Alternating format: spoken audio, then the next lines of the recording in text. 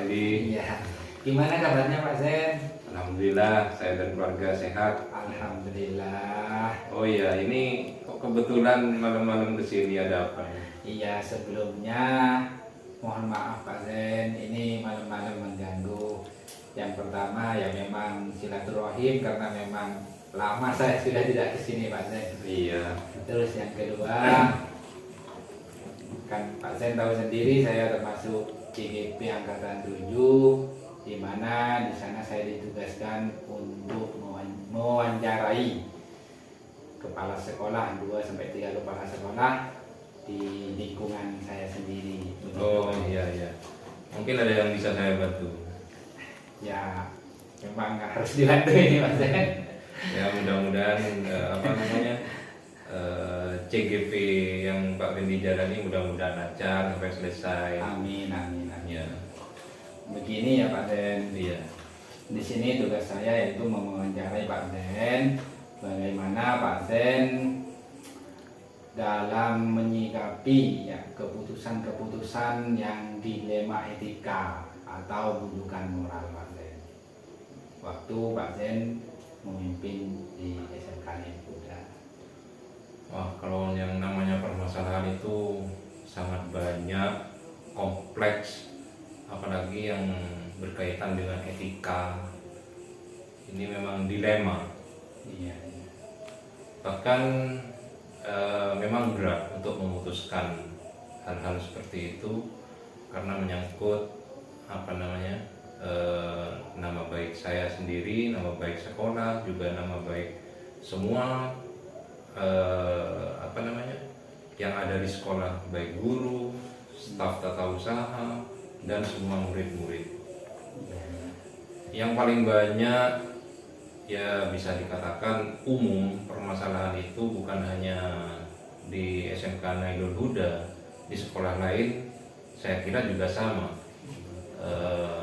Permasalahan-permasalahan itu salah satu contoh tentang kedisiplinan, terus juga tentang SDM.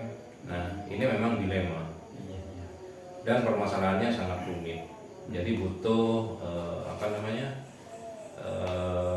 penyelesaian permasalahan itu tidak bisa hanya diselesaikan dengan satu orang atau saya individu sendiri. Jadi butuh dukungan dari orang lain, dari yayasan, dari komite dan lain sebagainya.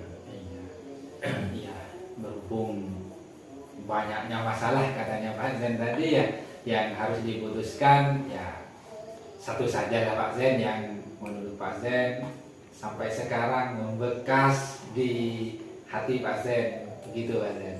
Oh iya, itu yang bisa diceritakan lah bagaimana gitu Pak Zen. Yang paling membekas menurut pengalaman saya, salah satu contoh tentang SDM. SDM di sekolah kami itu membutuhkan kurang lebih sekitar 15 sampai 17 orang. Nah, ada kalanya orang-orang yang ada di situ kadang berkurang, kadang bertambah, ada yang keluar, ada yang masuk. Nah, ini juga merupakan permasalahan-permasalahan yang menjadi dilema. Nah, di satu sisi misalkan ada yang keluar, otomatis saya akan membutuhkan guru baru. Dan itu harus segera diisi. Misalkan salah satu mapel ekonomi atau sekarang yang umum itu ekonominya ganti dengan PKK, produk kreatif dan kewirausahaan. Ada satu guru senior yang memang ijazahnya linier, memang jurusan ekonomi. Nah, tapi di beberapa mapel ada kekosongan, sedangkan kita cari guru di luar yang ada dan berminat. Itu pernah terjadi ijazahnya sama dengan yang sudah mengampu PKK. Nah, ini sudah dilema. Orang ini mau diterima atau tidak. Nah, di satu sisi kita membutuhkan tenaga, ya. Di satu sisi dia ijazahnya sudah ada yang sama. Nah, ini dilema. Nah, ini dari pertimbangan-pertimbangan ini akhirnya saya memutuskan dengan beberapa persyaratan dengan guru yang baru. Bapak atau ibu kira-kira bisa mengampu mapel ini. Nah, salah satu contoh misalkan bahasa Indonesia yang kosong, meskipun dia jurusan ekonomi. Nah, tetapi kalau bapak atau ibu ini bisa mengajar bahasa Indonesia, maka kami terima. Nah, pernah satu kejadian seperti itu ya, dengan kesepakatan bapak ibu tersebut, nah, mengiyakan dan mampu untuk mengajar bahasa Indonesia. Nah, akhirnya saya menerima guru tersebut untuk mengajar di sekolah ini. Nah, itu salah satu contoh kasus. Ya, sangat menarik sekali ya, dan memang rumit sekali kalau kayak gitu ya Pak. Ya, memang rumit ya, seperti itu. Iya. Kadang disesuaikan dengan kondisi di sekolah ya. Satu sisi sangat butuh dengan guru. Nah, Iya. satu sisinya lagi ijazah liniernya itu tidak sama dengan yang dibutuhkan. Nah, tetapi apa boleh buat ya? Karena kita sudah butuh meskipun dia tidak linier. Nah, dengan perjanjian seperti tersebut tadi, dia bisa mengajar bahasa Indonesia, maka ya akhirnya dengan ya bisa dikatakan terpaksa kita terima. Nah, memang dilema, terpaksa kita terima. Keputusannya diterima, tetapi dengan kesepakatan dia bisa mengajar bahasa di Indonesia luar ijazahnya lah, di luar begitu. liniernya, di Iya. ijazahnya. Iya. Ya, untuk selanjutnya hal-hal apa saja yang selama ini yang dianggap efektif dalam mengambil keputusan itu, Pak Sen? Sebenarnya untuk berbicara tentang efektif dalam mengambil keputusan itu butuh pertimbangan. Kita bisa mencari masukan-masukan dari luar seperti ya teman-teman guru yang lain, terus komite, terus seperti SMK Nailul Huda ini kan di bawah naungan yayasan. Jadi di atas saya ini masih ada atasan, yaitu ketua yayasan dan pembina-pembina. Jadi selama bisa saya mengambil keputusan sendiri dan itu bersifat baik dan lebih membawa manfaat untuk sekolah, itu saya putuskan sendiri. Kalau sekiranya itu tidak bisa diputuskan oleh saya sendiri, biasanya saya minta minta bimbingan dari yayasan. Nah, itu jalan yang terakhir. Dari teman-teman guru, komite dan lain-lainnya termasuk yayasan itu, jadi kita rangkul semua. Jadi kita mintai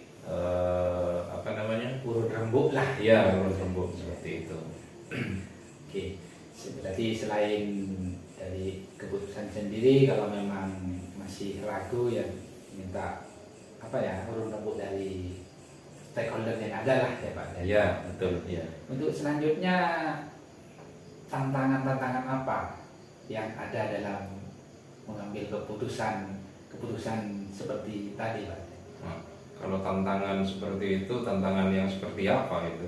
Iya, mungkin yang membuat kadang Pak Zen menjadi buntu atau menjadi ragu kembali begitu. Nah, kalau masalah keraguan-raguan ini biasanya kalau ada kaitannya dengan SDM, memang kadang antara ijazah dengan keahlian itu kadang berbeda. Itu bisa dirasakan setelah seorang guru itu sudah mulai mengajar. Kadang di ijazahnya nilainya bagus, tapi prakteknya kurang.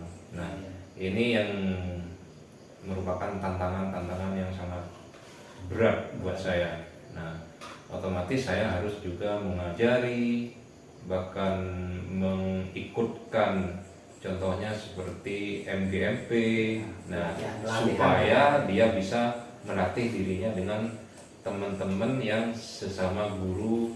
Tadi kan disebutkan bahasa Indonesia, Iya. jadi dimasukkan ke MGP bahasa Indonesia, jadi diikutkan. Hebat, hebat, Pak Zen. Ya. Selanjutnya Pak Zen, ya, dalam mengambil keputusan tadi ya, atau mungkin keputusan-keputusan yang lain, apakah ada tata krama atau prosedur ya, atau jadwal untuk menentukan keputusan itu Pak Zen? Nah, kalau keputusan itu kan biasanya secepat mungkin. Jadi kalau bisa diputuskan sekarang, ya sekarang. Nah, kalau memang terpaksa sekarang tidak bisa, ya bagaimana? Besok, kalau besok tidak bisa, lusa. Nah, tapi ya sebaiknya secepat mungkin, karena kita harus ini ya gerak cepat. Iya. Apalagi namanya kurikulum, anak-anak kalau sampai kosong di kelas, ya ini bisa keluyuran kemana-mana. Iya. Ya, selanjutnya ini Pak Zen, maaf ini dah. Oh ya, nggak apa-apa. Ya. Adakah seseorang ya, dan faktor-faktor apa yang membuat Pak Zen ya lancar dalam mengambil keputusan, ya, terus apa top tier lah dalam mengambil keputusan itu Pak Zen? Sebetulnya semuanya itu berangkat dari pengalamannya. Ya dulu saya juga tidak tahu apa-apa ya, dari belajar dari senior-senior saya, ya belajar dari orang-orang yang ada di yayasan, belajar dengan sesama guru. Nah, juga saya kadang mengisi juga di kelas, jadi saya juga berinteraksi dengan siswa. Jadi saya bisa mengetahui apa kebutuhan anak, apa kebutuhan guru, kebutuhan TU. Nah, jadi seperti itu. Ya. Terus terakhir ini mungkin Mas Zen, ya terakhir di dalam apa mengambil keputusan tadi ya Pak Zen, keputusan tadi itu yang telah disampaikan oleh Pak Zen, pembelajaran apa yang didapat oleh Pak Zen setelah mengambil keputusan itu, apa yang dirasakan Pak Zen? Pelajaran yang saya petik dari semua permasalahan itu, ya kita harus ekstra berhati-hati dalam mengambil sebuah keputusan. Apalagi selaku kepala sekolah, kita akan menjadi contoh dan panutan untuk semua guru, lalu staf tata usaha, bahkan juga siswa juga melihat sosok seorang kepala sekolah itu adalah panutan. Jadi setiap keputusan kita harus sangat hati-hati, karena kalau kita salah dalam mengambil keputusan, nah maka ini akibatnya yang menjadi korban adalah pada akhirnya adalah siswa. Ya. Jadi bukan hanya siswa saja rentetannya. Ya. Jadi di bawah saya ada waka, ya. Setelah di waka ini ada guru-guru, ada TU, dan yang menjadi korban adalah siswa. Jadi itu. Jadi harus ekstra hati-hati dalam pengambilan keputusan. Bagaimana perasaan Pak Zen ketika mengambil keputusan itu, keputusan Pak Zen diterima banyak orang dan keputusannya benar-benar ya, benar itu, tidak salah lah keputusan saya, ternyata tidak salah, benar ini ya. Kalau sudah benar rasanya memang lega. Lega ya Pak Iya. Zen? Iya. Apalagi melihat keputusan-keputusan itu diterima tanpa keberatan oleh semua pihak. Iya. Nah, itu memang sebuah kepuasan tersendiri buat saya. Ya Pak Zen, itu saja mungkin untuk sementara. Nanti saya akan main-main lagi ke sini, Monggo. akan banyak tanya-tanya lagi bagaimana cara memimpin khususnya sekolah SMK Budaya ini Pak Zen. Monggo. Ya, terima kasih Pak Zen. Mohon maaf sekali lagi ini mengganggu malam-malam. Ya, tidak apa-apa. Mohon pamit. Kita sharing. Assalamualaikum warahmatullahi wabarakatuh. Waalaikumsalam warahmatullahi wabarakatuh.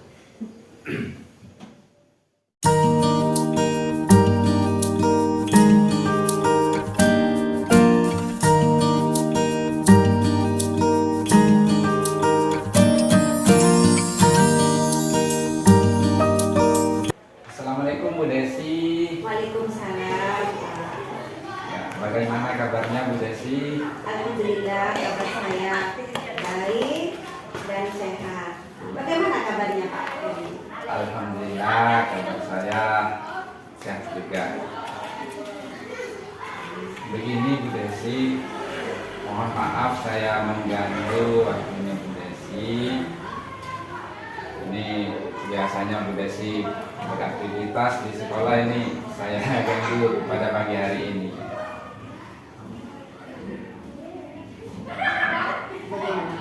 Ya begini Bu, saya kan menjalani pendidikan guru penggerak di angkatan 7 ini. Nah, di sana saya mendapatkan tugas untuk mewawancarai 2 sampai 3 kepala sekolah di sekitar lingkungan saya. Nah, di sana terkait dengan pengambilan keputusan berdasarkan nilai-nilai kebajikan dari seorang pemimpin. Bu Desi, apakah boleh saya mengajukan beberapa pertanyaan kepada Bu Desi? Boleh, silakan Pak, silakan. Ya, terima kasih sebelumnya. Begini Bu, dalam memimpin di kepemimpinan di SDN 1 Merawang 1 ini, tentunya Bu Desi sudah banyak menghadapi beberapa masalah, dan di situ Bu Desi sudah mengambil keputusan-keputusan. Dan di situ juga tentunya ada keputusan-keputusan yang harus diselesaikan, yang kasusnya dilema etika ataupun bujukan moral. Maka bolehkah Bu Desi menceritakan salah satu dari masalah tersebut Bu Desi? Baik, terima kasih ya Pak. Untuk dilema etika, maksudnya yang pernah saya alami. Dilema etika yang pernah saya alami itu, kalau dilema etika kan benar lawan benar. Misalkan ada seorang guru yang saya tidak masuk izin karena menjaga anaknya yang sakit. Sementara dia juga punya tanggungan untuk mengajar di kelas karena sebagai guru kelas. Jadi kalau dia tidak masuk, anak-anak itu jadinya terlantar, terbengkalai. Pembelajaran itu tidak maksimal, walaupun bisa diganti oleh guru sekuan atau BPT. Tapi tidak sama dengan beliaunya kalau ngajar begitu. Kadang juga guru BPT itu tempuk dengan pembelajaran yang dia ampuni. Nah, di sisi lain dia itu meminta izin selama beberapa hari karena memang anaknya tidak bisa ditinggal karena butuh pendampingan dia di rumah sakit. Sedangkan di sisi lain anak-anak di sini juga terbengkalai selama beberapa hari tidak diajar, tidak diberi materi. Saya itu ada dilema itu. Yang satu itu dilema bahwa kasihan kepada guru tersebut karena memang tanggung jawabnya kepada anaknya. Di sisi lain juga saya memikirkan murid gitu. Dan dia sebenarnya juga ingin masuk, ingin ngajar murid-murid, cuma dia tidak bisa meninggalkan anaknya. Saya itu dilema, apakah saya pikirkan tuh apakah mengizinkan dia masuk walaupun sebentar, tapi anaknya yang di rumah sakit itu nanti ditinggal gitu, atau memberikan izin beberapa hari, istilahnya cuti lah beberapa hari untuk mendampingi anaknya.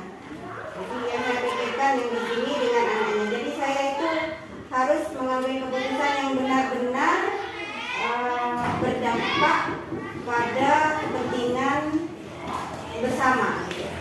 Jadi saya memutuskan untuk memberikan izin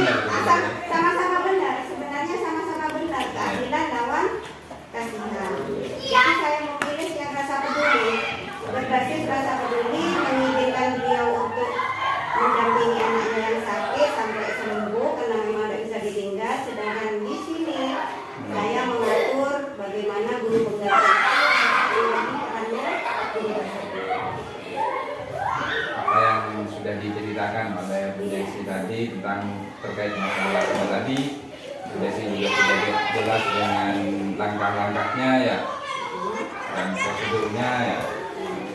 Di sini yang saya tanyakan lagi, hal-hal apa saja yang selama ini dianggap efektif dalam mengambil keputusan?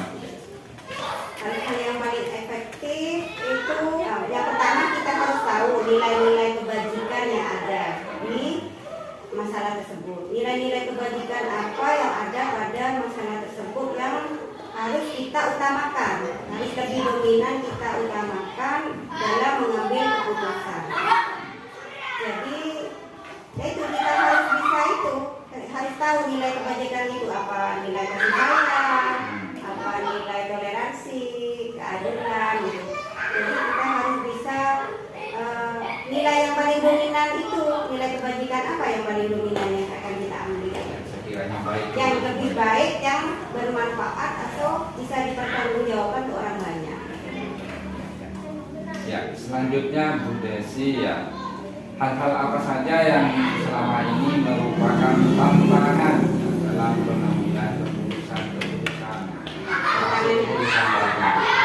Tantangannya itu yaitu dilema buat saya. Tantangannya bagaimana saya bisa memutuskan yang sama-sama baiknya untuk jika ini lawan benar ya. Iya, Jika dilemanya itu benar lawan benar itu tantangan bagi saya itu bagaimana saya bisa mengambil keputusan yang bisa berdampak atau bertanggung jawab untuk orang banyak, tidak merugikan yang satu juga dengan yang lainnya. Tantangannya itu harus teliti, tantangannya harus teliti.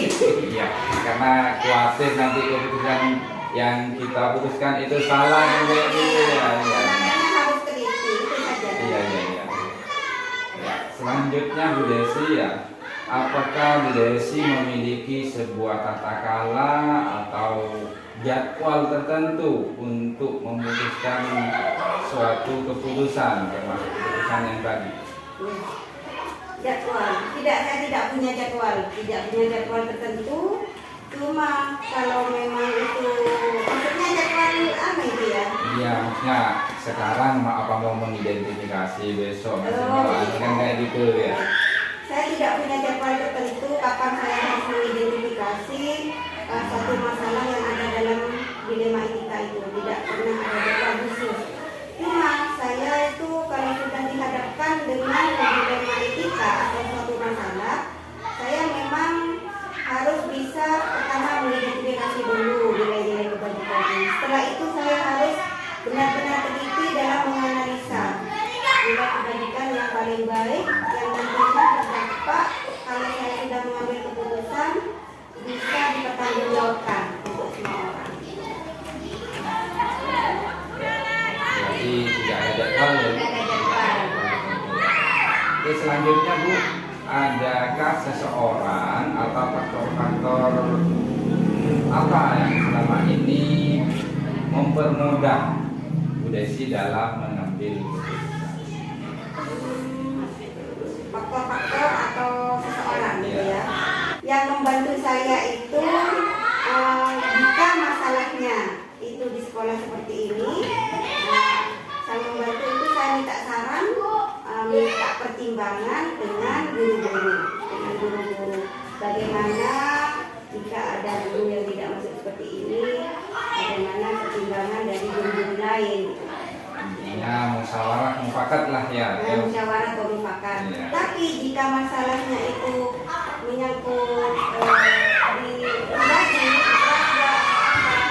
saya terkadang hanya pada hati nurani sendiri kalau memang itu di lingkup keluarga kecil saya. Jadi tidak meminta saran dari siapapun, saya cuma sesuai analisa saya sendiri.